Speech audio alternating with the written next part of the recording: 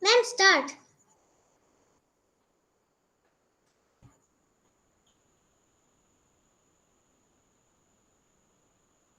Good evening.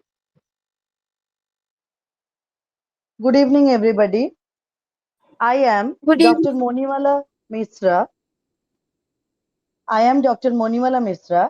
Welcome all of you in this August gathering. It's a great privilege for all of us to have such a distinguished speaker,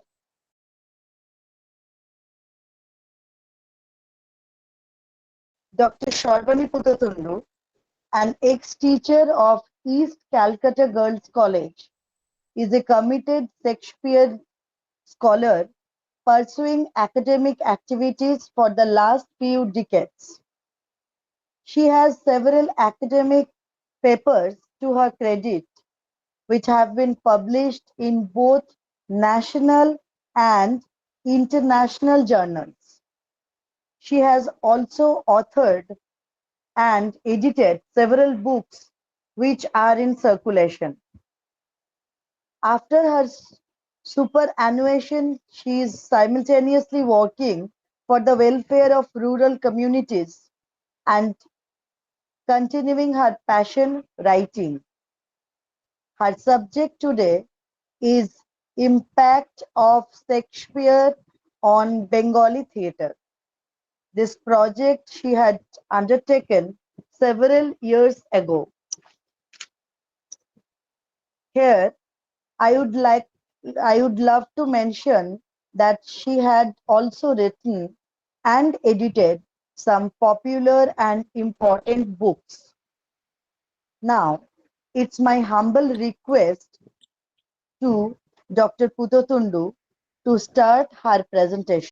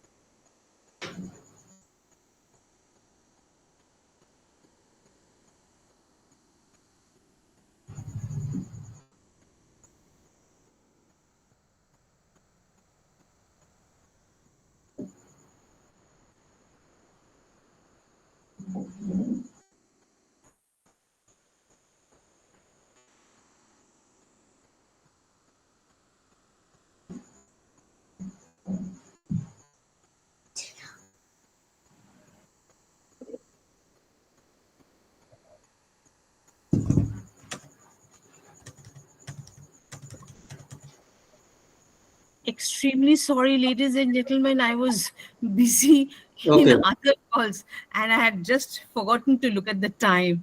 I'm extremely sorry for joining late. Okay, you can start. Okay. So, today we are going to talk about the impact of Shakespeare on Bengali theatre or Bengali drama as such. I'm going to restrict myself to the early impacts, that is 19th and 20th century, initial stages of 20th century. And more or less the style of translation or adaptations, as we call. I'm going to restrict myself mainly to Girish Ghosh and not very many dramatists because that will take days to complete. So this is how we begin. The presence of Shakespeare in India is older and perhaps more complex than in any other country outside the Western world. And this is largely because of two fundamental reasons. One, India's long colonial history. Two, the unusually receptive elements in the mother culture. The mother culture being all inclusive, we like to absorb all whatever comes our way. The regional cultures of most of our states have proved to be ideal mediums capable of absorbing Shakespeare well within their structural ambits, and in turn be reshaped and inseminated by Shakespearean influence. If we go through the socio-political history of our country, we realize that from mid-19th to early 20th century, Indian society as a whole underwent massive creative interaction with Western thought, art, and technology because Western way of thinking fascinated us. So we were fascinated by the Western way of thinking. We see, in fact, very many literary works manifest this fascination. And drama being one of the major ones, this fascination was all the more pronounced.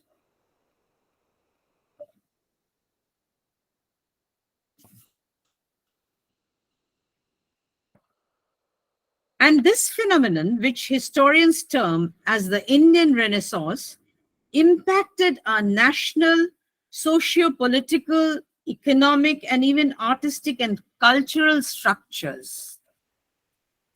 Whatever small measure compared to the whole, Shakespeare undoubtedly provided the biggest single outlet for not only literary or artistic innovations, but the underlying transformation of our values. Traits and values were not merely imbibed through or from Shakespeare. To a much greater extent, Indian values and practices were implanted on or even evolved through his works. Shakespeare thus became the designation for a commodity and a culture in a manner comparable only with the developments in the West. Chronologically speaking, the permeation of Shakespearean thoughts into the Indian psyche occurred with the production of the most culturally uncomplicated garrison theatres, catering to the British colonists. Theatres were built in all major centers of trade within the empire, and Shakespeare provided a prestigious part of the repertory.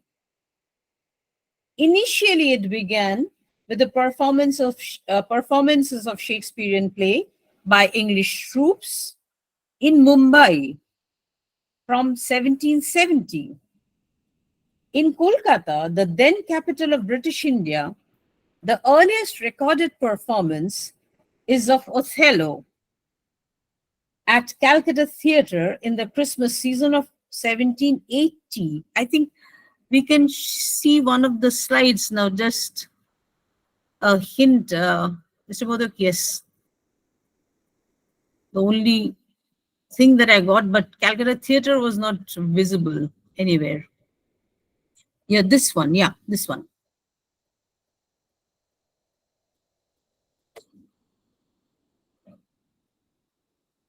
Yeah, this one. So this was the kind of appearance where the stages were set up and performances were held. Of course, I couldn't trace the Calcutta Theatre anywhere. Sorry.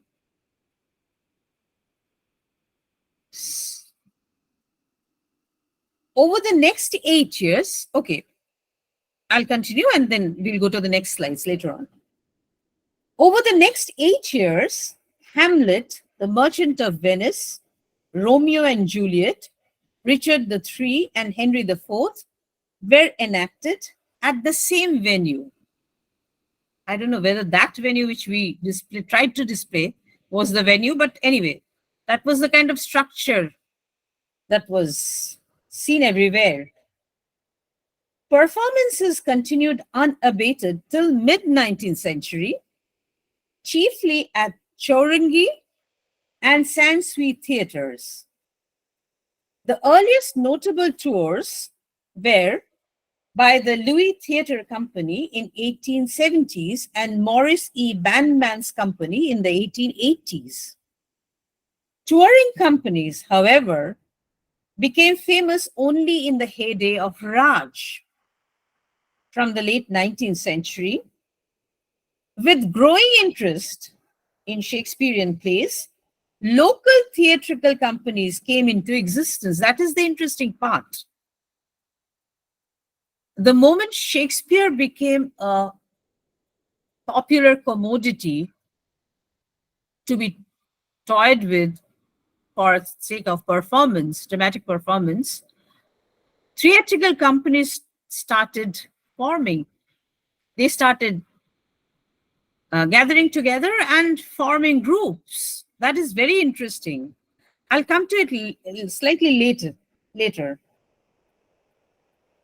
Next, especially in Bombay, in 1868, the Oriental Theatrical Company started performing Shakespearean plays, followed by the Parsi companies.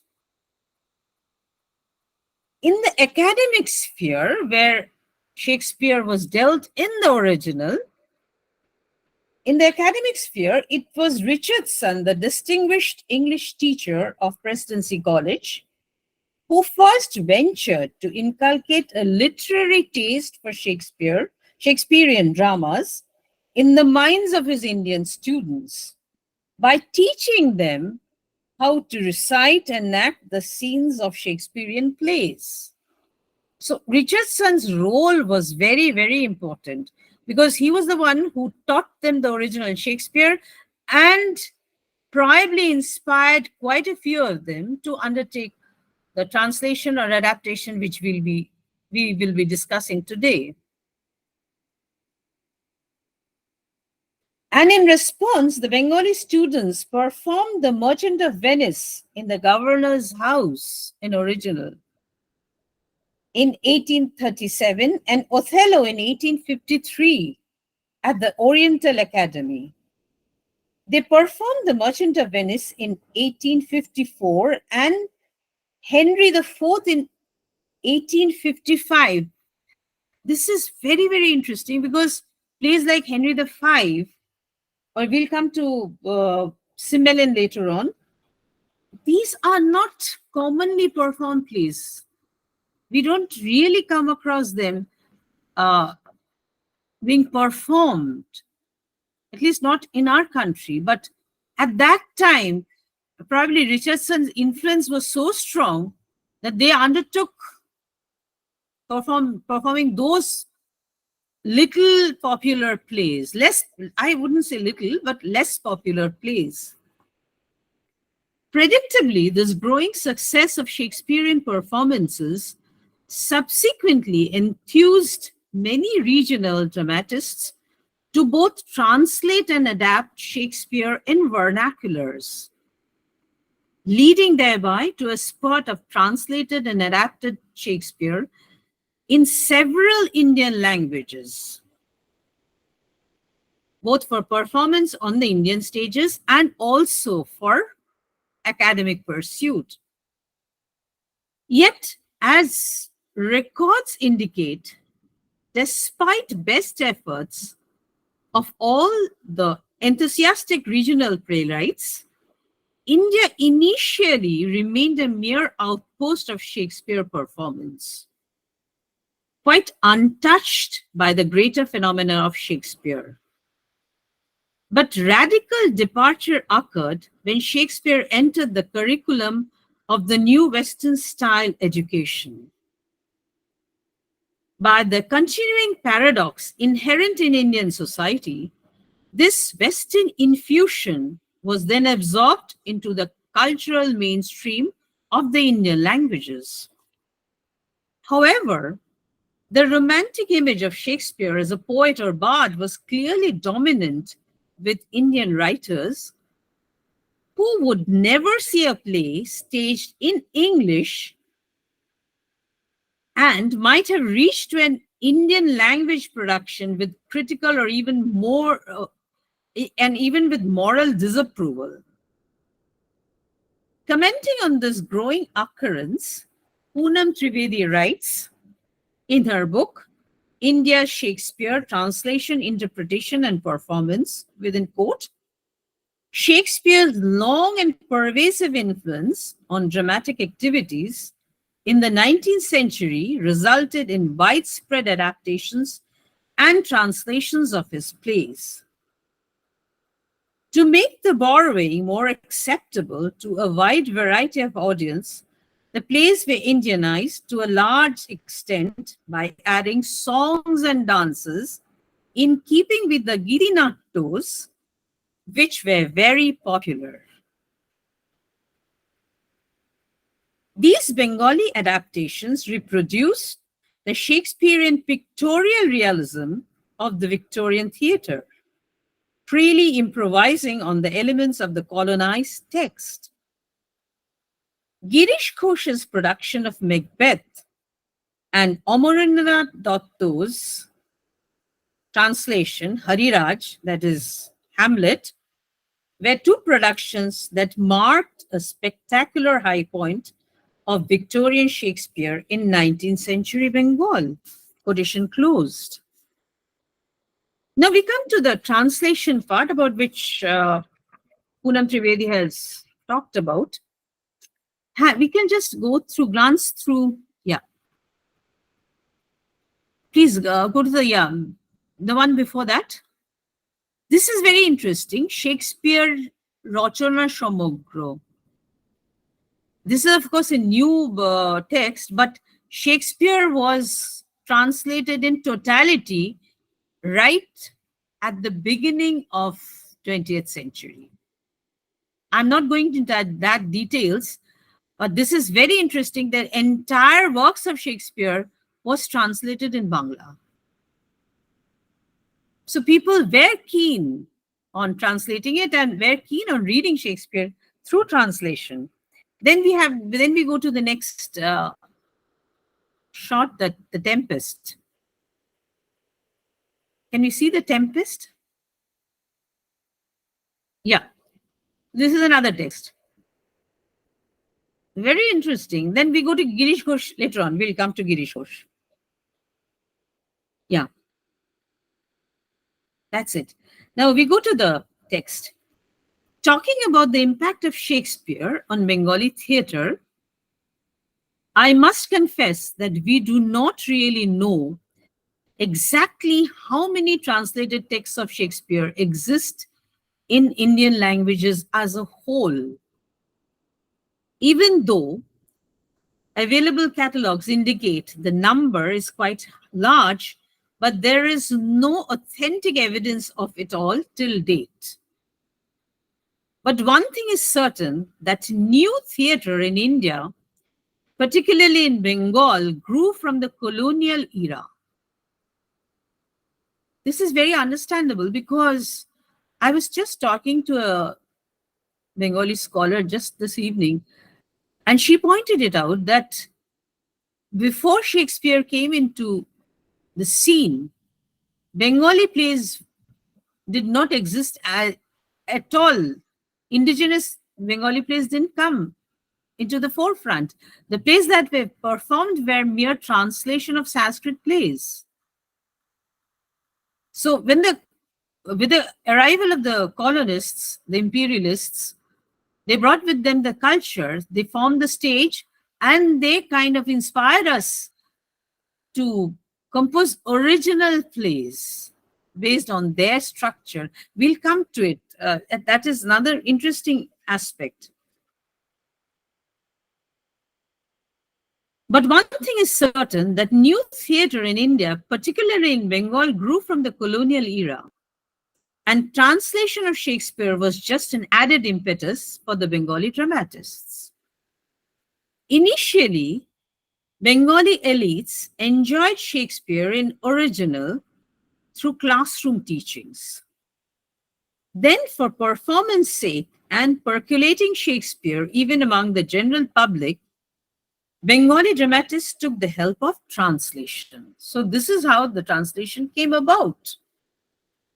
There was Shakespeare down among the common people who were not well conversant in Shakespearean English or Shakespearean texts.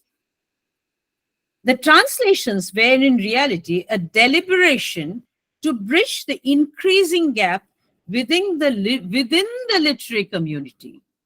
So there was a literary gap even among the elites, one who were familiar with Shakespeare and one who were not familiar with the Shakespeare. So translation acted as a bridge between the two. Even among the small literary community, the translations present two facets of the modernization of the regional literatures. First, literary facet, and then the social facet. As I was pointing it out, the values we have imbibed through Shakespeare. Michael Madhusudhan Dutta, for instance, took Shakespeare as his model to initiate a new dramatic form in his mother tongue. Shormisha is a classic example.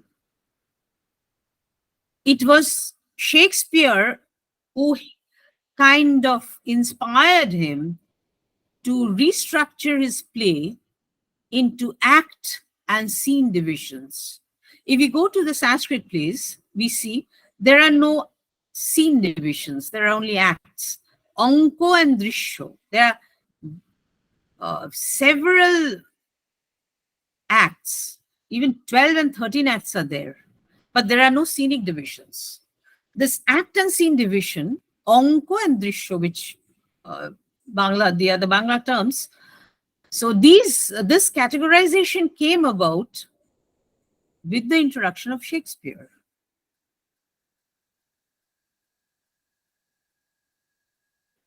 Michael Madhusudhan Dutta, for instance, took Shakespeare as his model to initiate a new dramatic form in his mother tongue. It was meant, as he had written to his friend, within quote, to throw off the fetters forged for us by a servile admiration for everything Sanskrit. So it was a kind of rebellion against Sanskrit, dominant Sanskrit literature. Quotation closed. Yet straightaway translation was not an easy task initially, as we see from Hemchandra Bandyopadhyay's Romeo and Juliet. What does Romeo and Juliet talk about? Love before marriage, a concept unheard of in Indian literature. Love before marriage was not socially acceptable. Hence, a line like, I will kiss thy lip, Romeo and Juliet, Act 5, Scene 3, had to be omitted because it wouldn't suit the tastes of the viewers. Such an expression was extremely offensive in play that was to be staged. Translation thus became a deeper political act, a choice between defending the social codes and also, to an extent, challenging them. Not radically challenging them, but to an extent challenging them. The first Bengali translation of Shakespeare's The Merchant of Venice was by Horachandra Ghosh in 1853. It was named Bhanumotir Chittobhilash. It was clearly an effort to Indianize the bard. He changed the names of the dramatis personae and added new materials. In his preface, he wrote that, within quote, it was a Bengali nato, or plot and underplots of The Merchant of Venice, with considerable additions and alterations to suit the native taste. Nagendranath Rai Chaudhuri translated The Taming of the Shrew, 1915, and named it Chamunda Shikha. It clearly indicated a desperate attempt to Indianize the version of a shrew. Vidyashagar's Kranti Bilash was, however, a fine example of Indianizing Shakespeare's The Comedy of Errors. He not only changed the name of the play, but also the names of the people and places. He took great care to eliminate all traces of foreigners and substituted all references to Western culture, customs, and social behavior by appropriating cultural equivalence.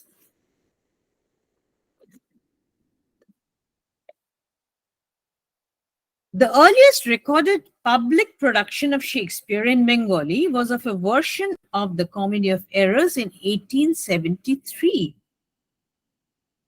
Little is known about this production, its response, and its acceptance, etc., etc.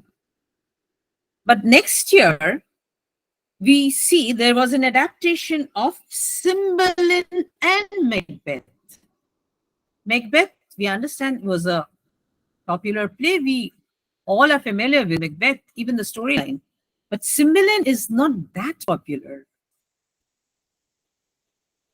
And the following year of Othello.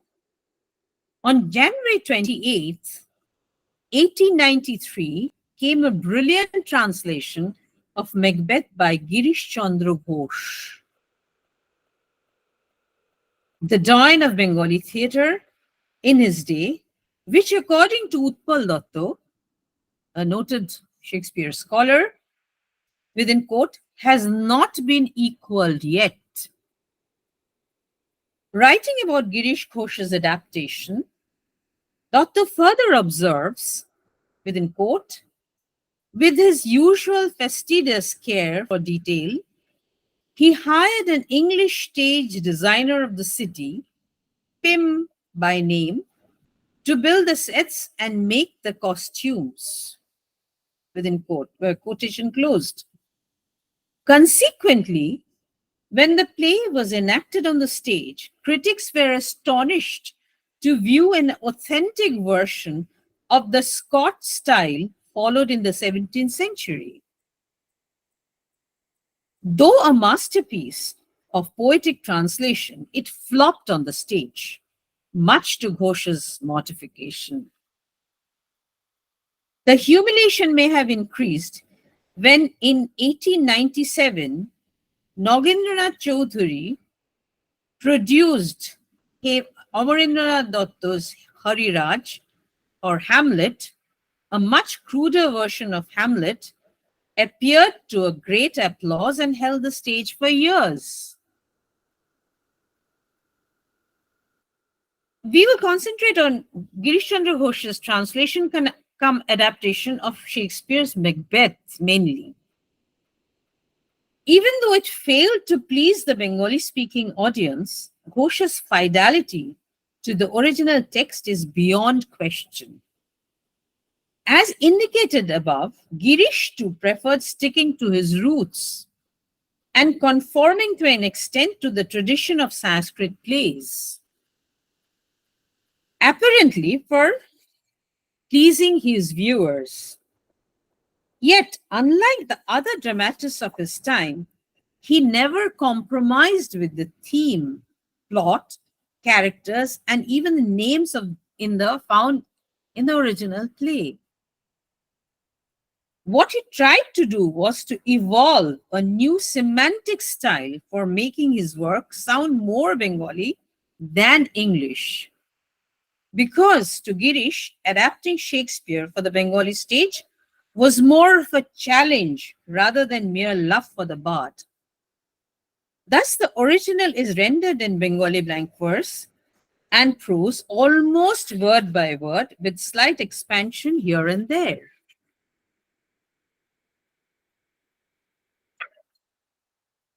Remaining committed to a large extent to the tenets of Sanskrit plays, the translator here tries to evolve a new framework for the English play. Rejecting the straight opening of Shakespeare, the Act 1, Scene 1, we know the famous lines, when shall we three meet again in thunder, lightning, or in rain? Rejecting the straight opening of Shakespeare, Ghosh thus provides Macbeth with a Nandi. Nandi is an invocatory verse so that no scholarly eyebrows are raised when the play is performed on stage. The Nandi here actually serves twofold purposes. First of all, it appeases the taste of his viewers, who till then were comfortable with Bengali versions of Sanskrit plays. Secondly, it immediately bolsters the typical attitude of the translator, a refreshingly non-Western, non-Aristotelian approach. Instead of the mimesis or catharsis, it tries to arouse Bharat Muni's specified rasa in the minds of his spectators, the rasa of Raudra Bhayanak. The Nandi begins on a humble note, indicating clearly Girish Ghosh's intention for adapting the play. This is how it goes. To my learned audience, I have come to the stage to manifest a trifle poetic gift of mine. Shakespeare is my role model. I am only an actor, follower of the bard. Hence, criticism of his creation is not within my purview. I do not know what inspires me, yet with all humility I desire to offer my token of regard to the great poet. Nandi, as I pointed out, is clearly in violation to the original play because Shakespeare does not need an introductory word for Holinshed's Macbeth. Nor is it purely Aristotelian. Rather, it follows Bharat Muni's prerequisite that a play should begin with a Nandi, where the playwright will directly address the audience and notify him about his intention for writing the play.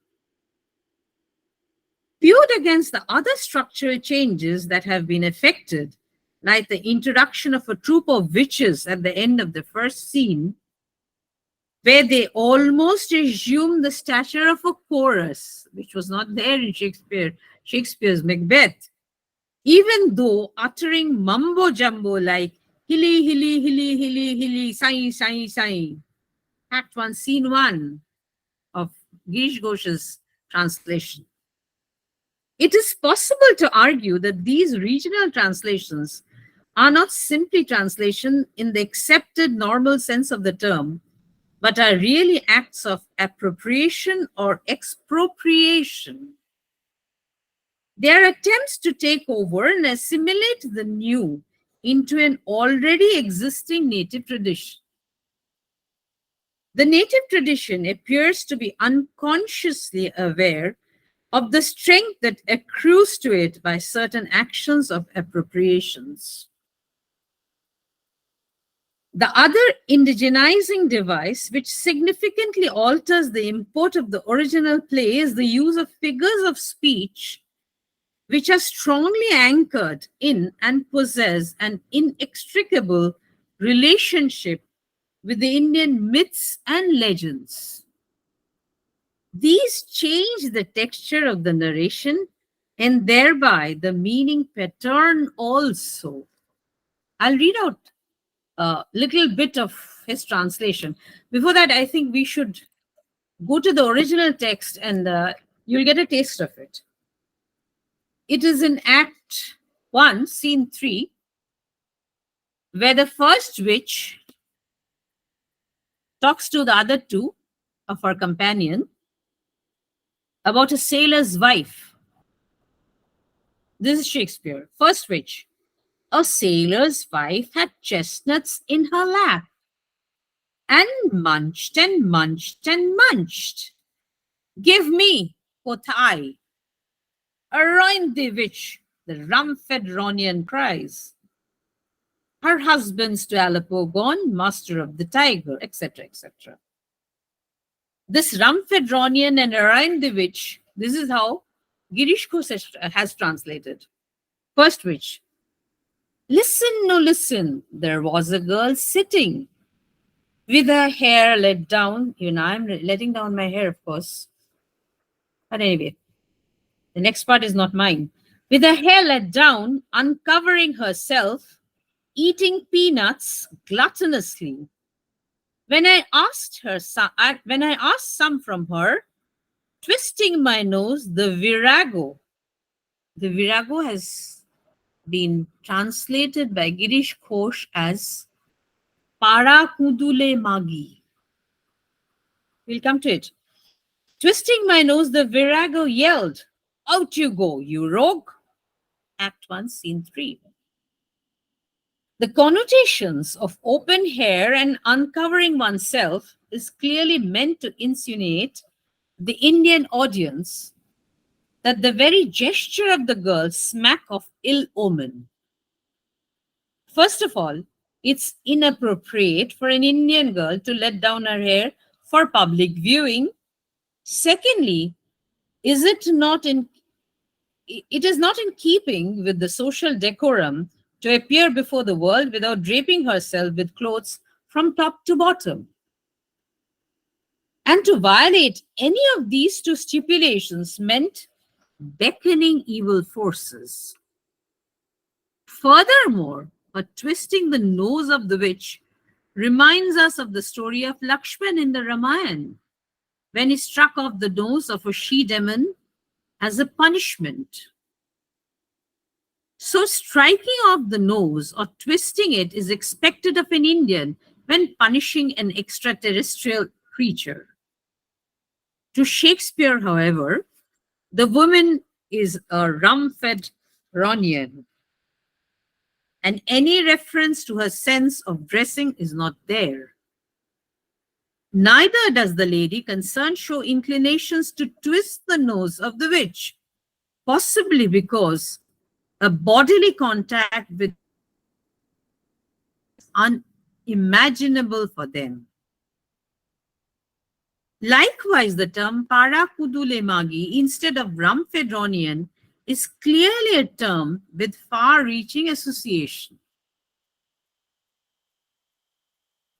The term magi, for instance, connotes a streetwalker or a woman of ill repute. So the lady concerned, according to the witches, is a woman of ill repute. A witch calling a lady of parakudule magi and she of ill repute. Paradoxical indeed. Nowhere does Shakespeare tell us that the lady is morally corrupt. But according to the social stigma, a Bengali lady with such weird sense of dressing is bound to be lenient in this regard. And Girish Ghosh makes full use of it. Such poetic discourses which rely on indigenous myths and metaphors are deliberately employed by Girish Ghosh in order to make the spectators feel that they are responding not to an alien but to an in-culture text. Another interesting deviation in this context would perhaps interest you, which Ghosh felt would go down well with the audience. In the second scene of the first act, King Duncan is told about the negotiations with the King of Norway, Ross. Deber mundire dile dan. When they defeat the King of Norway, the first point of agreement was that you have to give something to our temples. This is in variation with Shakespeare. Instead of Shakespearean, till he disbursed at St. Colum's Inch $10,000 to a general use. The proclivity of the Indians to accept munificence for the gods and goddesses instead of a human being is well known. Hence, Girish was preempted to go in for a literal translation of the bard in this context. Another equally powerful device is the use of the term of kinship. For kinsman and cousin, we have more emotive terms in Bengali translations. The translation of a simple sentence like the king comes here tonight is preceded by certain local terms of either respect or endearment. Hence, when Ghosh translates Shakespeare's "O worthiest cousin, the sin of my ingratitude even now was heavy on me," Act 1, Scene 4, Ghosh prefers to adapt it as the following: "O valiant, O brother, I was burdened with the sin of ingratitude." Instead of cousin, brother is being used. Cousin appears rather distant for a Bengali Duncan. Hence, he opts for brother instead. Likewise, when Duncan reaches Inverness and addresses Lady Macbeth, the Shakespearean one utters, "See, see, our honored hostess. The love that follow us sometime is our trouble, which still we thank as love." Act 1, Scene 6. While Girish Ghosh's Duncan says, "Look at the hostess waiting for our arrival. Beautiful lady, it's true. The obeisance of our subjects do at times annoy us, but their manifestation of love really pleases me." This is Girish Ghosh. Words like beautiful and obeisance was unheard of in the European context. Hence, Shakespeare never dreamt of using them. But in Sanskrit plays, ladies were often addressed as beautiful ladies. Shundari. Shundari is the term which is often found in many of the Sanskrit plays. For instance, when King Dushyanta addresses Shakuntala for the first time, he says, "Beautiful lady, you're afraid of refusal from a person who himself is keen on meeting you." Abhigyan Shakuntalam, Act 2. So Girish Ghosh was actually following the convention which his viewers would expect of him. However, unlike the other Indian playwrights, Girish Ghosh did not deem it necessary to change the locale and the geography of the original play. And that is a plausible explanation for his failure on the stage. Remaining committed to Shakespeare in this respect, he sought to replicate within the native framework an Indian play for his viewers. Another interesting feature of Ghosh's translation is deliberately deleting certain phrases and expressions in certain controversial passages like the porter's scene.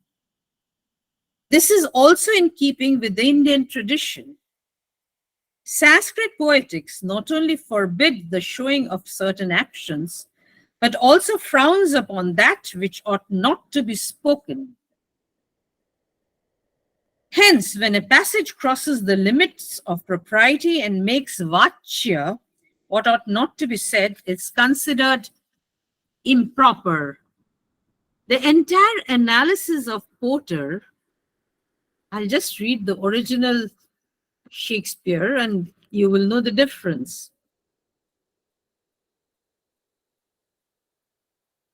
Porter addresses Macduff and says, "Drink, sir, is a great provoker of three things." Macduff, What three things does drink specially provoke? Porter, marry, sir, nose painting, sleep, and urine. Nose painting, we know, connotes public woman. Sir, nose painting, sleep, and urine. Lechery, sir, it provokes and unprovokes. It provokes the desire, but it takes away the performance. Therefore, much drink may be said to be an equivocator with lechery. It makes him and it mars him. It sets him on and it takes him off. It persuades him and disheartens him, makes him stand to and not stand to. In conclusion, equivocates him in a sleep and giving him the lie, leaves him. Very suggestive words, which one should not discuss if you're following the translation and Natya Shastra pattern.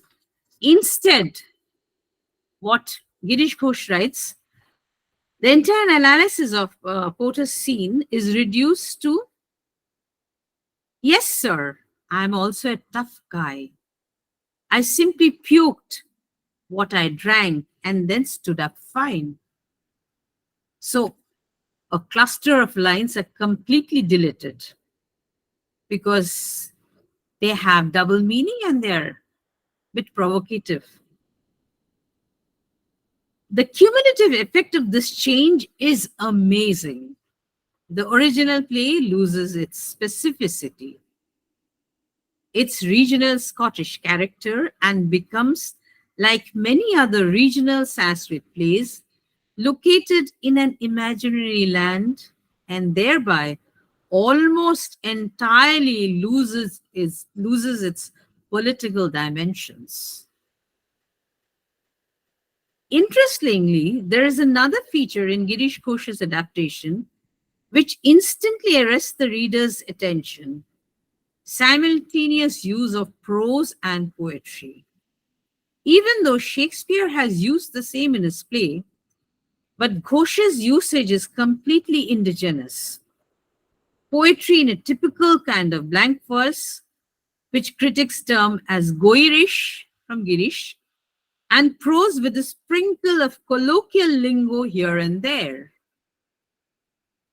This is obviously deliberated for the appreciation of the viewers.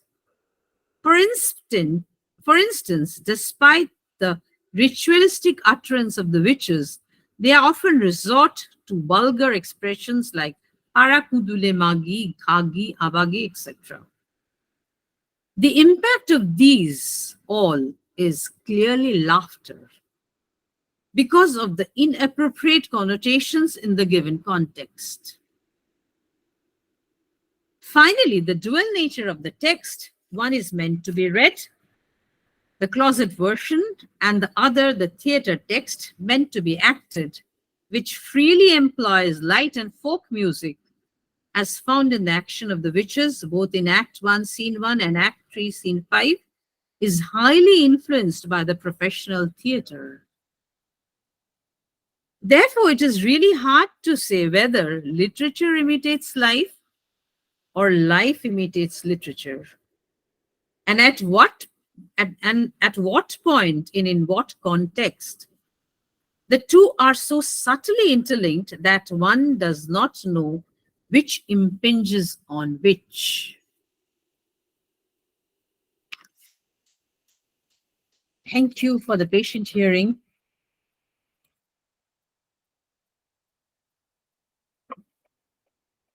Anything we can discuss about?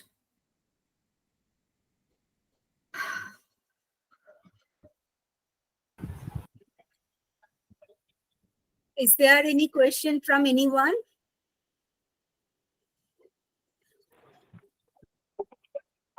I feel after this thought-provoking discussion, we don't have any question, any